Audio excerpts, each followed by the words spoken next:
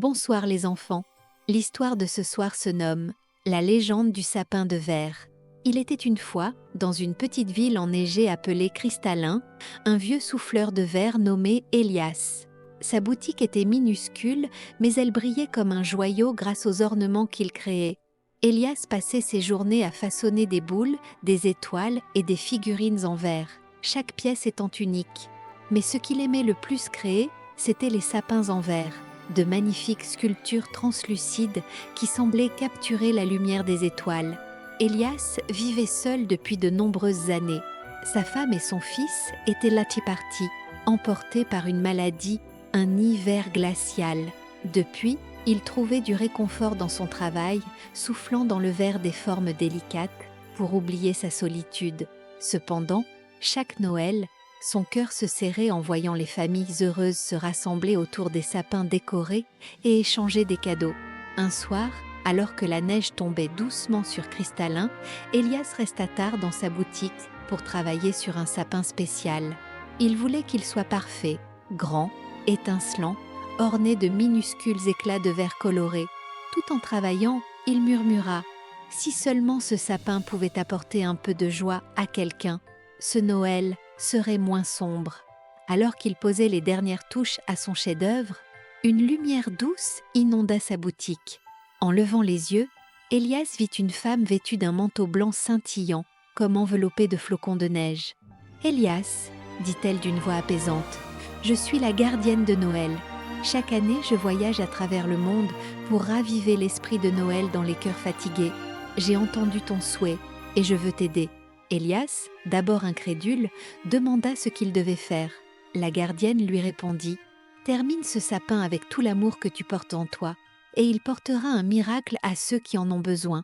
Mais souviens-toi, le miracle ne peut naître que si le don est fait sans attendre quoi que ce soit en retour. » Elias travailla toute la nuit, soufflant et sculptant le verre avec une précision et une passion qu'il n'avait jamais connues. À l'aube, le sapin était terminé. Il était magnifique, presque vivant, avec des reflets multicolores qui dansaient à la lumière du soleil.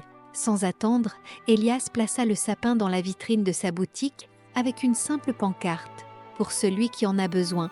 Puis il rentra chez lui, curieux de voir qui le prendrait. Ce matin-là, une petite fille nommée Lina, dont la famille était très pauvre, passa devant la boutique. Ses vêtements étaient usés et ses joues étaient rougies par le froid. Lorsqu'elle vit le sapin, elle s'arrêta, émerveillée. Elle lut la pancarte et entra timidement. « Monsieur, est-ce vrai? Puis-je vraiment avoir ce sapin ?» demanda-t-elle. Elias, ému par l'éclat dans ses yeux, répondit avec un sourire. « Oui, ma petite, ce sapin est à toi. » Lina remercia Elias et courut chez elle. Ce soir-là, malgré leur petite maison sombre, le sapin illumina la pièce de 1000 reflets. Sa famille, touchée par cet acte de générosité, retrouva un peu de chaleur et d'espoir.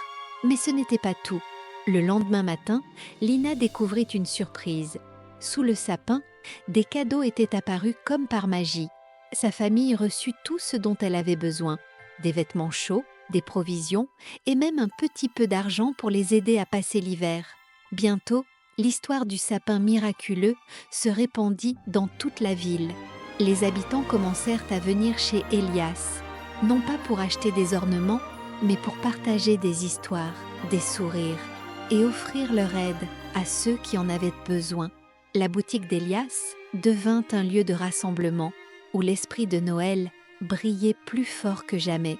Pour la première fois depuis des années, Elias ne se sentit plus seul. Il comprit que son sapin, créé avec amour et offert sans attente, avait allumé une flamme dans le cœur des gens.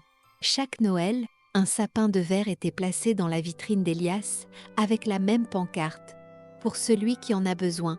Et chaque année, un miracle se produisait, apportant joie et lumière à ceux qui en manquaient. Donner avec le cœur, sans attendre de retour, peut créer des miracles bien plus grands que ce que l'on imagine. L'esprit de Noël n'est pas dans les cadeaux, mais dans le partage et l'amour. N'hésitez pas à aimer la vidéo et à vous abonner si l'histoire vous a plu.